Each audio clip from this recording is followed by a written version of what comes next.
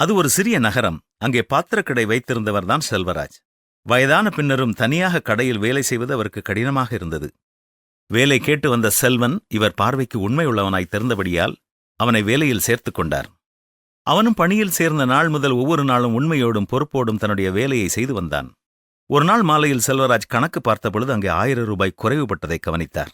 செல்வன்தான் பணத்தை எடுத்திருக்க வேண்டும் என்ற முடிவிற்கு செல்வராஜ் வந்து விட்டார். கடை அடைக்கும் பொழுது செல்வனை கூப்பிட்டு கடை கணக்கை பார்த்தபொழுது பணத்தில் 1000 ரூபாய் குறைகிறது. கடையில் உன்னை தவிர வேறு யாரும் கல்லாப்பக்கம் வரவில்லை, அப்படியென்றால் நீதான் 1000 ரூபாய் எடுத்திருக்க வேண்டும் என்று கூறினார். அதிர்ச்சி அடைந்த செல்வன், ஐயா, ஒரு நாளும் பணம் திருட வேண்டும் என்ற எண்ணம் கூட எனக்கு வந்ததில்லை, நீங்கள் இப்படி சொல்கிறீர்களே என்று கூறினான். அதற்கு முதலாளி, உண்மையை சொல்லிவிடு, இல்லையென்றால் அந்த 1000 ரூபாயை கழித்துவிட்டு நாளைக்கு உனக்கு சம்பளம் கொடுத்து விடுகிறேன், நீ இனி கடைக்கு வரவேண்டாம் என்று கூறினார். வேதனையோடு செல்வன் வீடு திரும்பினான்.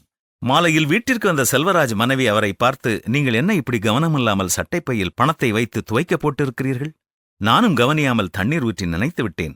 பின்னர்தான் உங்கள் பையில் இருந்த ரூபாயை பார்த்தேன். இனி கவனமாக இருங்கள் என்று சொல்லி 1000 ரூபாயை அவருடைய கையிலே கொடுத்தாள். ஐயையோ, நல்ல ஒரு பையனை திருடன் பட்டம் கட்டி அனுப்பிவிட்டேனே. சரி, நாளை அவன் மீதி சம்பளம் வாங்க வரும்பொழுது உண்மையைச் சொல்லி அவனிடத்தில் மன்னிப்பு கேட்டுக் கொள்ளலாம் என்று எண்ணினார். அடுத்த நாள் செல்வன் தன்னுடைய சம்பளத்தின் ஒரு பகுதியை வாங்க வருவான் என்று காத்துக்கொண்டே இருந்தார். மாலை வரை அவன் வரவில்லை.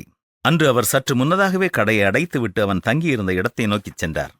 அங்கே விசாரித்த பொழுது அவன் காலையிலேயே வாடகையெல்லாம் கொடுத்துவிட்டு அறையை காலி செய்து விட்டான் என்று கூறினார்கள். இனி எப்படி அவனை தேடுவது என்ற கவலையோடு அவர் கடைக்கு திரும்பினார்.